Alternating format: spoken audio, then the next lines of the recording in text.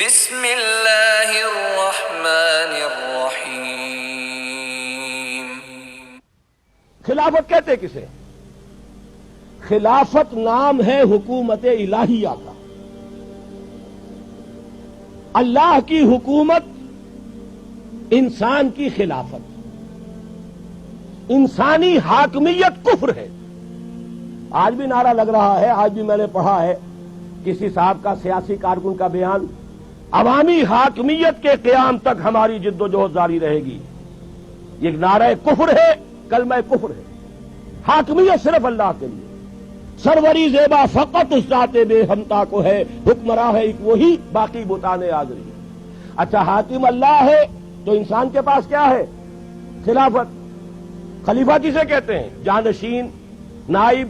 اور سادہ ترین بات سمجھ لیجئے، یہ چونکہ بہرحال قریب ترین مثال ہے، ہم انگریز کے غلام تھے۔ بادشاہ کون تھا؟ وہ تو جو بھی بادشاہ تخت انگلستان پر تھا یا جو ملکہ تھی وہی تھی نا، حاکم وہ تھی۔ وائس رائے ہوتا تھا یہاں، وائس رائے اس کا نمائندہ، جہاں حکم آ جائے گا اصل حاکم کی طرف سے سر تسلیم خم، جہاں نہیں ہے اپنی ثواب دید سے، مشورے سے، قریب لوکل جو بھی کنسلٹیشن ہے، جو ایکسپرٹس ہیں ان کے مشورے سے قدم اٹھا، یہ خلافت ہے۔ اب آپ ایک اور بات سمجھ لیجئے، یہ خلافت اللہ نے تمام انسانوں کو دی، اس لیے کہ ہمارے سب کے، چاہے وہ کافر ہو، مسلم ہو، ہندو ہو، مسلمان ہو، عیسائی ہو، گورے ہو، کالے ہو، سب حضرت آدم کی نسل سے ہیں۔ اور انی جاعلک یہ جو فرمایا، اس قال ربک للملائکۃ انی جاعل فی الارض خلیفہ، تو خلافت آدم کو دی، تو آدم کی ساری اولاد خلیفہ ہے۔ آپ کو بڑی عجیب بات معلوم ہوئی ہوگی، لیکن جو خلافت سے آگے بڑھ کر حاکم بننا چاہے وہ باغی ہے۔ سمجھ رہے بات؟ جو خلافت سے آگے بڑھ کر حاکم بننا چاہے گا وہ کون ہے؟ باغی ہے۔ لہذا جو تو مسلم ہے، مسلم کے معنی سر تسلیم خم کرنے والا، اللہ کی اطاعت قبول کرنے والا، مسلم خلافت کا حقدار ہے، غیر مسلم باغی ہے۔ وہ تو در حقیقت اللہ کے خلاف بغاوت کا عالم لے کر کھڑا ہوا ہے۔ لہذا عملاً خلافت صرف مسلمان کی ہوگی، غیر مسلم کی نہیں ہوگی، اس لیے کہ اس نے خود بغاوت کی۔ اب اگر بادشاہ کے دو بیٹے تھے، اورنگزیب کے اگر چند بیٹے تھے یا کسی اور کے کوئی بیٹے تھے، کسی نے بغاوت کر دی، اب ظاہر بات ہے وہ تو پھر بادشاہ کی عین زندگی کے اندر وہ تو محروم ہو گیا تمام اعزازات سے۔ اسی طریقے سے اگرچہ اصلاً یہ خلافت کل بنی آدم کو اللہ نے عطا فرمائی، لیکن جنہوں نے اس خلافت سے آگے بڑھ کر حاکمیت کا دعویٰ کیا، چاہے وہ فرد ہو چاہے قوم ہو، وہ حاکمیت کا مدعی جو بھی ہے وہ گویا کہ اللہ کا باغی ہے، وہ خلافت سے محروم۔ اب خلافت صرف مسلمانوں کی ہوگی۔ دو باتیں سمجھ میں آ گئیں، اب تیسری ایڈ کیجئے۔ جب تک نبوت کا سلسلہ جاری تھا، شخصی طور پر نبی جو ہے وہ خلیفہ ہوتا تھا اللہ کا، وہ وائس رائے تھا۔ کیوں؟ اس کا ایک وائرلیس سسٹم سے، جس کا نام وحی ہے، اصل حاکم کے ساتھ اس کا ایک تعلق قائم ہے۔ حاکم کا حکم پہنچ رہا ہے نبی کو، لہذا اللہ کے حکم کو نافذ کرنا کس کا کام ہوگا؟ جس کے پاس حکم پہنچا۔ لہذا خلافت پرسنل تھی کہ نبی ہی خلیفہ تھا۔ یہی وجہ ہے، وہ آیت بھی یہاں پر لکھی ہوئی ہے، یا داؤد انا جعلناک خلیفۃ فی الارض، اے داؤد ہم نے تمہیں خلیفہ بنایا ہے زمین میں۔ خلیفتن، یہ تنکیر ہے، ایک خلیفہ۔ گویا کہ جب تک نبوت جاری تھی نبی ہی خلیفہ تھا، نبی نمائندہ ہے اللہ کا، نبی کے پاس احکام آ رہے ہیں۔ ما آتاکم الرسول فخذوہ وما نہاکم عنہ فانتہوا، جو رسول تمہیں دے تھام لو مضبوطی سے، جس چیز سے روک دے رک جاؤ۔ ومن یطع الرسول فقد اطاع اللہ، تو اصل خلافت نبی کی تھی، جیسے حضرت داؤد کی۔ بلکہ ایک حدیث بھی بڑی پیاری ہے، حضور نے فرمایا کانت بنو اسرائیل تسوسہم الانبیاء کلما ہلک نبی خلفہ نبی، بنو اسرائیل کی سیاست انبیاء کے ہاتھ میں تھی، جیسے ہی کسی نبی کا انتقال ہوتا تھا اس کا خلیفہ بھی نبی ہوتا تھا۔ تو گویا کہ نبوت چلی آ رہی ہے۔ حضرت داؤد کا انتقال ہوا، ان کے بیٹے تھے کہ نہیں حضرت سلیمان، وہ خلیفہ ہو گئے۔ تو کانت بنو اسرائیل تسوسہم الانبیاء کلما ہلاک نبی خلفہ نبی.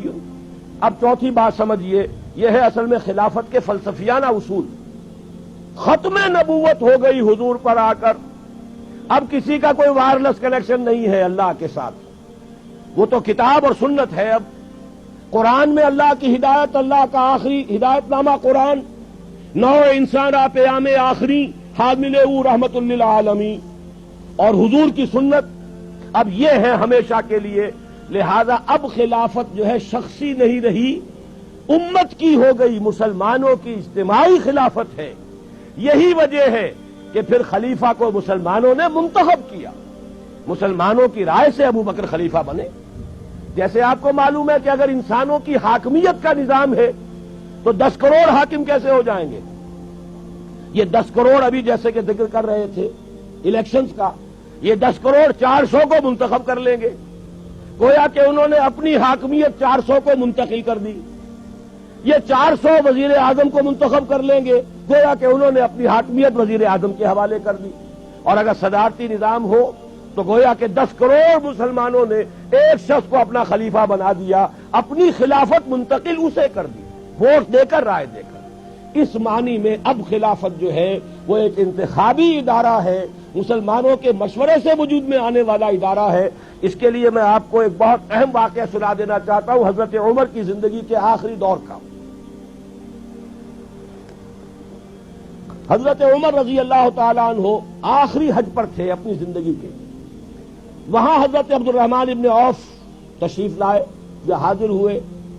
حضرت عمر کا رتبہ بلند ہے اس لیے میں نے لفظ بدل دیا، تشریف لائے کی بجائے حاضر ہوئے. انہوں نے کہا کہ امیر المومنین میں کچھ چہمے گوئیاں سن رہا ہوں، کچھ لوگ یہ کہہ رہے ہیں کہ جیسے ہی عمر کی آنکھ بند ہوگی ہم فوراً فلاں شخص کے ہاتھ پر بیعت کر لیں گے. حضرت عمر فوراً بہت پریشان ہو گئے کہ یہ تو سازش کا انداز ہے، یہ تو مسلمانوں کا حق ہے کہ ان کی رائے سے خلیفہ بنے، اور یہ لوگ اگر اچانک کسی کو خلیفہ بنا دیں گے تو پھر تو فساد ہو جائے گا. تو حضرت عمر نے فرمایا کہ ٹھیک ہے، مسلمانوں کو جمع کرو، میں ابھی خطبہ دوں گا. فمحذرہم، میں مسلمانوں کو وارن کرنا چاہتا ہوں، ان ہؤلاء الرہط، ان لوگوں کے بارے میں، الذین یریدون ان یغصبوا امرہم، جو چاہتے ہیں کہ مسلمانوں کا حق غصب کر لیں. یہ تو مسلمانوں کا کام ہے کہ وہ اپنی رائے سے خلیفہ بنائیں. ان مسلمانوں کے حقوق کو غصب کرنے کی جو سازش کر رہے ہیں، میں چاہتا ہوں کہ ان کی سازش کا بھانڈا پھوڑ دوں، پردہ چاک کر دوں اور لوگوں کو متنبع کر دوں. عبد الرحمن ابن عوف رضی اللہ تعالیٰ عنہ بہت ہی دانشمند انسان تھے. انہوں نے کہا، مشورہ دیا، امیر المومنین یہ موسم حج ہے، حج پہ ہر طرح کے لوگ آئے ہوئے، مشرق سے، مغرب سے، جزیرہ نما عرب کے کونے کونے سے، اچھے بھی ہیں برے بھی ہیں. یہاں ہو سکتا ہے یہ بات آپ نے کی تو کوئی فساد ہو جائے، لہذا بہتر ہے آپ جب مدینے واپس تشریف لے جائیں گے وہاں جا کر یہ معاملہ کیجیے. حضرت عمر نے ان کی رائے قبول کر لی. یہ بخاری شریف میں بھی پورا واقعہ ہے، مسند احمد ابن حنبل میں بھی موجود ہے. عبداللہ ابن عباس رضی اللہ تعالیٰ عنہ کے راوی. مدینے جا کر پہلا کام آپ نے یہ کیا، مسلمانوں کو جمع کیا اور وہاں خطبہ دیا. اور خطبے میں الفاظ یہ ہیں، من بایا خلیفتن عن غیر مشورت المسلمین فلا بیعت لہ. سن لو یہ میری بات، مسلمانوں کے مشورے کے بغیر اگر کسی نے کسی امیر اور خلیفہ کی بیعت کی تو اس کی کوئی بیعت نہیں. معلوم ہوا کہ اب جو ہے خلافت وہ در حقیقت شخصی نہیں رہی بلکہ اجتماعی ہے، یہ مسلمانوں کی خلافت ہے. اس کا آج کے دور میں اب نظام کیا بنے گا؟ نمبر 1، تمام مسلمان ووٹ دیں گے، مرد اور عورتیں سب خلیفہ کو منتخب کریں گے. یہ صحیح بات کہی ہے توکل صاحب نے، اور یہ بات میں کھل کر کہتا رہا ہوں کہ اصل میں صدارتی نظام قریب تر ہے نظام خلافت کے اور معقول تر نظام ہے. یہ پارلیمانی نظام تو ہم در حقیقت انگریز کی ایک وراثت کے طور پر لے کر چل رہے ہیں. جیسے کیپ ٹو دی لیفٹ یہ انگریز کی چال ہے اور وہ بے ڈھنگی ہم بھی چل رہے ہیں. آپ جیسے ہی توڑخم سے آگے جاتے ہیں وہ تو پھر افغانستان سے شروع ہو جائے گا keep to the right. Afghanistan, Iran, پورا عالم عرب، پورا یورپ، پھر انگلستان شریف میں جا کر کیپ ٹو دی لیفٹ ملے گا آپ کو. تو یہ ساری در حقیقت انگریزوں کی لعنتیں ہیں کہ جو ہم نے ابھی تک سینے سے لگا رکھی ہیں. اگر یہاں شاید وہ 4 ورقہ تقسیم ہو میں نے وہاں 8 چیزیں گنوا دی ہیں کہ انگریز کے دور کی ہر شے کو ہم نے سینے سے لگا کے رکھا ہوا ہے. انہی میں سے ایک لعنت یہ پارلیمانی نظام کی ہے. اس قدر غیر معقول نظام ہے. یہ اصل میں شرک ہے. یہ بھی اقتدار میں 2 اشخاص کو آپ نے شریک کر دیا. اب بیلنس کیجئے اس میں تلاش. یا تو یہ کہ وہ صدر جو ہے وہ چودھری فضل الہی بن جائے گا اور لوگوں کو مطالبہ کرنا ہوگا چودھری فضل الہی کو رہا کرو. سارے اختیارات بھٹو صاحب کے ہاتھ میں ہوں گے, عامر مطلق بن جائیں گے. اور یا یہ ہے کہ وہ غلام اسحاق خاں بن جائے گا, وہ جس کو چاہے گا چھٹی کرائے گا. کوئی ممکن ہی نہیں, کوئی ایکویشن ممکن نہیں. یہ ان کی اس لیے ضرورت ہے کہ انہیں اپنے بادشاہ کو یا اپنی ملکہ کو سر پر بٹھائے رکھنا ہے. وہ بڑی روایت پسند قوم ہے. اور میں تو یہ کہا کرتا ہوں بکنگم پیلس ہو یا ونڈسر پیلس ہو, یہ ہیومن زوز ہیں. یہ چڑیا گھر لگا رکھے انہوں نے اور کرائے لیتے ہیں باقاعدہ ٹھہر کرنے والوں سے, اس سے کمائی کرتے ہیں. جیسے کہ آپ چڑیا گھر میں جاتے ٹکٹ خریدتے ہیں, ایسے ہی آپ ان جگہوں پر جائیے ٹکٹ خریدیے. لیکن انہوں نے اپنے ہاں وہ چڑیا گھر جو ہے قائم کر رکھے ہیں. ہمیں ضرورت کیا ہے؟ یہاں تو در حقیقت خلافت کے نظام سے قریب تر خلیفہ کا انتخاب ہو براہ راست ڈائریکٹ ووٹ سے. اگر ہماری آبادی 12 کروڑ ہے اور اس میں اگر 4-5 کروڑ ووٹر ہیں, ان کی رائے جو ہے, اور جب پورے ملک میں ایک شخص کے بارے میں رائے دی جائے گی تو واقعہ یہ ہے جو کہا جاتا ہے کہ ہمارے ہاں صدارتی نظام بھی کامیاب ہو گیا, ناکام ہو گیا. اس سے بڑا جھوٹ کوئی نہیں. صدارتی نظام یہ آیا کب ہے؟